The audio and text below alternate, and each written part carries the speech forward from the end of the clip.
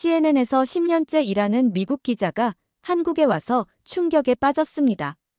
15년간 아이폰만 써온 애플 광팬이 삼성을 무시하며 취재를 시작했는데 일주일 후 완전히 다른 사람이 되어 돌아갔다고 하네요. 도대체 한국에서 무슨 일을 겪었을까요? 영상을 보기 전 구독과 좋아요 눌러주시면 영상을 제작하는 데 있어 큰 힘이 됩니다. 저는 CNN에서 10년째 테크 분야를 다루고 있는 기자 메건 워커입니다. 실리콘밸리에서 나고 자랐고 스탠포드에서 저널리즘을 전공했죠.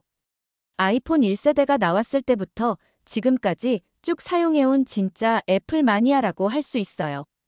그날도 평범한 월요일 아침이었습니다. 뉴욕 본사 편집회의실에 들어서는데 분위기가 심상치 않더라고요. 편집장 존 마틴이 심각한 표정으로 자료를 들여다보고 있었어요. 저를 보자마자 한마디 하네요. 메건, 이거 좀 봐. 뭔가 이상한 데이터가 올라왔어. 화면에 띄워진 건 한국의 스마트폰 시장 점유율 자료였습니다. 20대 구간을 보는 순간 깜짝 놀랐어요. 갤럭시가 70%, 아이폰이 30%라고 나와 있더라고요. 저는 즉시 반박했습니다. 이건 분명 잘못된 자료일 거예요. 한국은 아이폰 열풍이 대단한 나라잖아요. 하지만 편집장은 고개를 저었어요. 이게 끝이 아니야, 메건. 브랜드 선호도 조사도 봐. 한국 20대 중 73%가 다음 폰으로 갤럭시를 고르겠다고 답했어. 3년 전만 해도 아이폰이 80%였는데 말이지. 제 머릿속이 하얘졌습니다. 이런 일이 가능할까요? 아이폰은 전 세계 젊은 세대의 상징 아닌가요? 특히 한국은 미국 문화를 동경하는 나라인데 갑자기 삼성을 선택한다는 게 말이 안 됐어요. 동료 기자 톰이 끼어들었습니다. 혹시 반미 감정 때문 아닐까요? 정치적 이슈가 소비에 영향을 준 건 아닐까요? 저도 그럴 거라고 생각했어요. 분명 일시적인 현상일 거라고요. 그런데 편집장이 더 충격적인 이야기를 했습니다. 메건, 내가 한국에 직접 가서 확인해봐. 이게 정말 사실인지, 왜 이런 일이 일어나는지 말이야. 만약 정말이라면 이건 글로벌 스마트폰 시장의 판도를 바꿀 수 있는 엄청난 뉴스거든. 솔직히 말하면 내심 우습다고 생각했어요. 삼성은 늘 애플을 따라 하기만 하는 회사 아닌가요? 디자인도 비슷하게 만들고 기능도 비슷하게 만들고 그런 회사 제품을 젊은이들이 애플보다 선호한다는 게 믿기지 않았습니다. 기내에서 한국행 항공편 표를 받아들면서도 확신했어요. 분명 며칠 안에 이 모든 게 오해였다는 걸 증명하고 돌아올 거라고요. 한국 사람들도 결국 아이폰이 최고라는 걸 인정할 거라고 생각했죠. 하지만 지금 돌이켜보면 그때 제가 얼마나 오만했는지 깨닫게 됩니다. 14시간 비행기 안에서 저는 노트북을 열고 기사 초안을 작성하기 시작했습니다. 제목부터 정했어요. 한국의 반미 감정, 애플 불매 운동으로 번지나. 뭔가 그럴듯하지 않나요? 아이폰으로 한국 관련 자료들을 검색해봤습니다. 역시나 예상대로더라고요. 삼성은 그냥 애플 따라쟁이잖아요. 아이폰이 나오면 갤럭시가 나오고 애플워치가 나오면 갤럭시워치가 나오고 개인 메모장에 적어뒀습니다. 삼성은 결국 카피캣이다.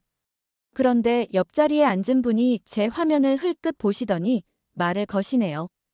혹시 한국 가시는 건가요?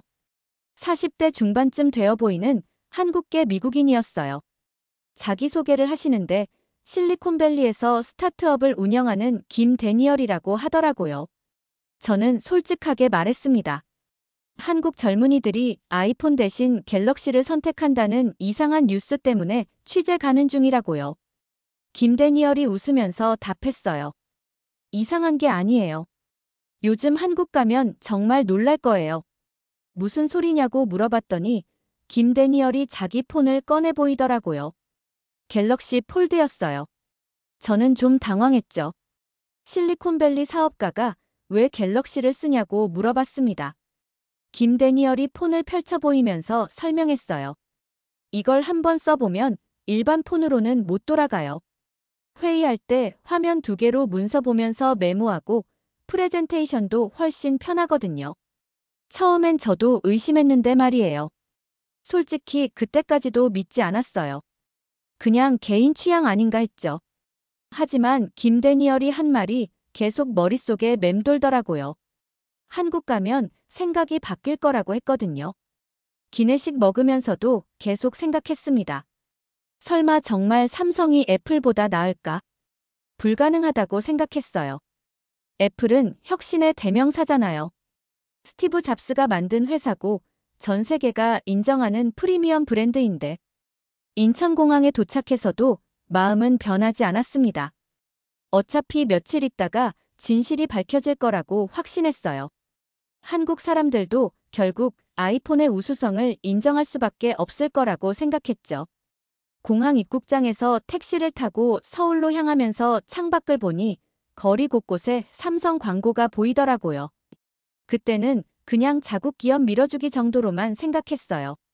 하지만 지금 와서 보니 그게 시작이었던 것 같습니다. 서울에 도착한 다음 날, 저는 한국리서치라는 여론조사 전문 기관을 찾아갔습니다. 진실을 확인해야 했거든요. 혹시 데이터에 오류가 있지 않을까 싶어서요. 한국리서치 김 부장과 만나서 이야기를 나눴는데 정말 충격적이었어요. 김 부장이 그래프를 보여주면서 설명하더라고요. 3년 전만 해도 한국 20대 아이폰 점유율이 78%였어요. 그런데 지금은 30%까지 떨어졌다고 하네요. 저는 황당했습니다. 도대체 무슨 일이 일어난 거냐고 물어봤죠. 김 부장이 더 자세한 자료를 보여줬어요. 단순히 점유율만 바뀐 게 아니라 브랜드 선호도 자체가 완전히 뒤바뀌었다는 거예요. 가장 놀라운 건 구매 의향 조사 결과였습니다. 다음에 핸드폰 바꿀 때 어떤 브랜드를 선택하겠냐는 질문에 73%가 갤럭시라고 답했어요. 이유를 물어보니 더 당황스러웠죠. 기능이 좋아서, 혁신적이어서, 실용적이어서라는 답변이 대부분이었거든요. 제가 반박했습니다. 그래도 아이폰이 더 세련되고 프리미엄하지 않나요? 김 부장이 고개를 저었어요. 요즘 젊은이들은 그런 걸 별로 신경 안 써요. 오히려 갤럭시가 더 고급스럽다고 생각하는 사람들이 많아졌어요. 그때 통역을 도와주던 박소영 씨가 갑자기 폰을 꺼내더라고요. 갤럭시 폴드였는데 펼쳐서 뭔가 조작하더니 제게 보여줘요. 지금 대화 내용을 실시간으로 한영 번역하고 있다는 거예요. 저는 깜짝 놀랐습니다.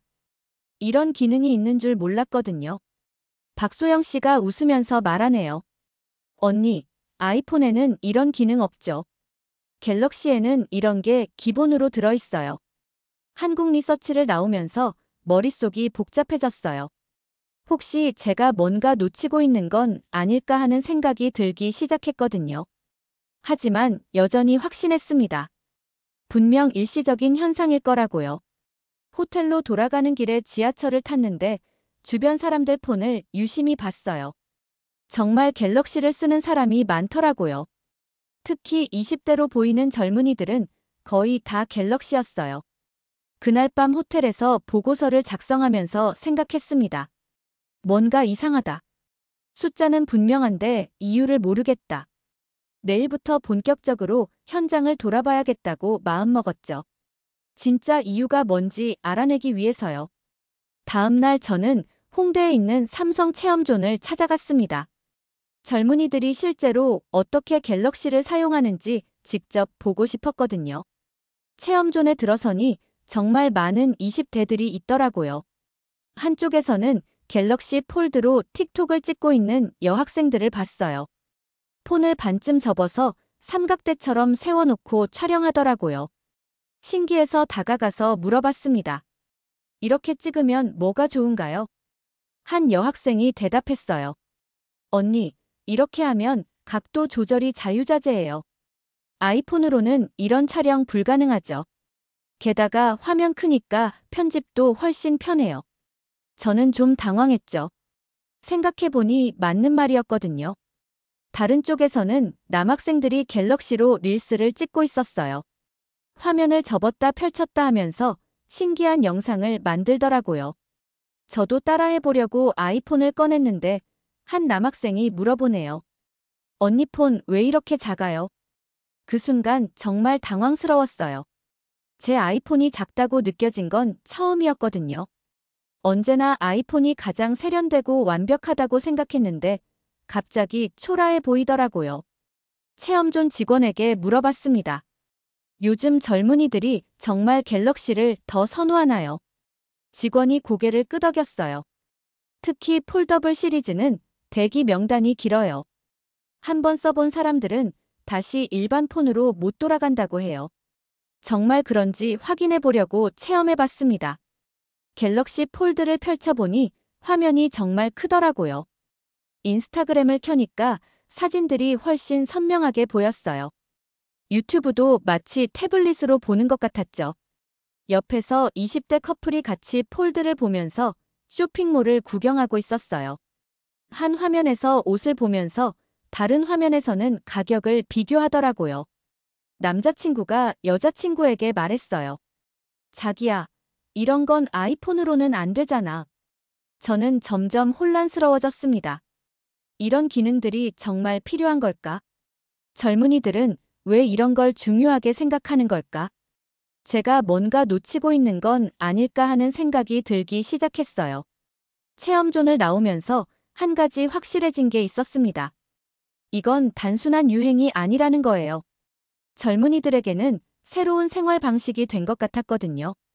제가 생각하는 것보다 훨씬 실용적이고 의미 있는 변화였어요. 그 다음 날부터는 서울 곳곳을 돌아다니며 일상을 관찰해 봤습니다. 지하철에서부터 충격이었어요. 다들 폰으로 교통카드를 찍고 들어가는데 저만 실물 카드를 꺼내더라고요. 사람들이 저를 신기하게 쳐다봤어요. 강남역 스타벅스에서 커피를 주문할 때도 마찬가지였습니다. 앞 사람들은 모두 폰을 대고 결제하는데 저는 카드를 꺼내야 했죠. 직원이 친절하게 웃으면서 말했어요. 삼성페이 안 쓰세요. 저는 아이폰이라서 안 된다고 했더니 아 그렇구나 하더라고요. 카페에서 일하는 사람들을 보니 더 놀라웠어요. 30대로 보이는 직장인 커플이 같은 테이블에 앉아서 회의 자료를 보고 있었거든요. 남자가 갤럭시로 문서를 여자에게 바로 보내더라고요. 퀴시어라는 기능이라고 하네요. 여자가 받은 문서에 S펜으로 메모를 적어서 다시 보내줬어요. 실시간으로 협업하는 모습이 정말 신기했죠. 저는 아이폰으로 파일을 보내려면 이메일이나 메신저를 써야 하는데 말이에요. 병원에 갔을 때도 비슷했습니다. 접수할 때 대부분 사람들이 폰으로 QR코드를 찍어서 처리하더라고요. 저는 종이에 직접 써야 했어요. 간호사가 말했어요. 갤럭시 헬스 연동하면 더 편한데 아이폰은 좀 제한이 있어요. 한국 대학교에도 가봤습니다. 학생들이 수업할 때 갤럭시로 필기하는 모습을 봤어요. S펜으로 직접 쓰면서 동시에 녹음도 하더라고요. 나중에 들어보니 필기한 부분과 녹음이 연동된다고 해요. 한 학생에게 물어봤습니다. 노트북 대신 폰으로 필기해도 불편하지 않나요? 학생이 답했어요. 교수님, 이게 훨씬 편해요. 검색도 바로 되고 자료도 바로 찾을 수 있거든요. 게다가 화면 크니까 눈도 안 아파요. 외국인 커뮤니티 모임에도 참석해봤어요. 미국에서 온 교환 학생들이 대부분 갤럭시를 쓰고 있더라고요. 한 학생에게 이유를 물어봤더니 대답이 인상적이었어요. 한국에서는 갤럭시가 훨씬 실용적이라고 하더라고요. 통화 녹음 기능도 기본으로 되고 지하철 앱도 더 잘 되고 배달 앱들도 갤럭시에 최적화되어 있다고 했어요. 한국 생활하려면 갤럭시가 필수라고 말하더라고요. 그날 저녁 호텔로 돌아가면서 생각했습니다. 이건 정말 생활 전체의 문제구나. 단순히 폰 하나의 문제가 아니라 한국 사회 전체가 갤럭시 중심으로 돌아가고 있다는 걸 느꼈어요. 사흘째 되는 날 드디어 삼성전자 본사를 방문했습니다. 디자인 총괄 이사인 이진호 상무와 인터뷰 약속을 잡았거든요. 솔직히 가면서도 반신반의했어요. 과연 제대로 된 답변을 들을 수 있을까 하고요. 이진호 상무를 만나자마자 직설적으로 물어봤습니다. 삼성이 애플을 따라 한다는 비판에 대해 어떻게 생각하시나요? 이 상무가 웃으면서 자료를 보여주더라고요. 폴더블 폰 관련 특허만 3,000개가 넘는다고 하네요. 정말 놀라웠어요. 특허 목록을 보여주는데 대부분 2018년부터 2020년 사이에 출원된 것들이었어요. 애플이 폴더블을 시도하기도 전에 이미 기술을 완성해 놓은 거죠. 이 상무가 말했어요. 우리가 애플보다 3년은 앞서 있어요. 그럼 왜 그동안 따라쟁이라는 말을 들었나요? 라고 물어봤더니 이 상무가 한숨을 쉬더라고요. 초기에는 시장을 배우는 단계였어요. 하지만 지금은 우리가 길을 만들어가고 있죠. 애플이 우리를 따라오는 상황이에요. 증거를 보여달라고 했더니 더 놀라운 자료들을 보여줬어요. 플렉서블 디스플레이 기술, S펜 기술, 멀티태스킹 시스템 모두 삼성이 원천 기술을 가지고 있다는 거예요. 심지어 애플도 삼성 기술을 사용한다고 하더라고요. 가장 충격적인 건 이미지 센서 이야기였습니다. 아이폰 카메라의 핵심 부품인 이미지 센서를 삼성에서 공급한다는 거예요. 이 상무가 웃으면서 말했어요. 아이폰 사용자들이 사진 찍을 때 사실은 삼성 기술로 찍는 거죠. 저는 할 말을 잃었습니다. 15년간 가져왔던 애플에 대한 신념이 흔들리기 시작했거든요. 정말 삼성이 기술적으로 앞서 있는 건가요? 라고 물어봤어요. 이 상무가 진지하게 답했습니다. 기술만이 아니에요. 사용자 경험도 우리가 앞서고 있어요. 폴더블로 영화 보면서 메시지 답장하고 S펜으로 손글씨 쓰면서 검색하고 이런 것들이 진짜 혁신이에요. 연구개발 투자 규모도 보여줬어요. 삼성전자가 작년에 연구개발에 투입한 돈이 24조 원이라고 하더라고요. 이는 애플보다 훨씬 많은 규모였어요. 이 상무가 말했어요. 우리는 미래를 만드는데 투자하고 있어요.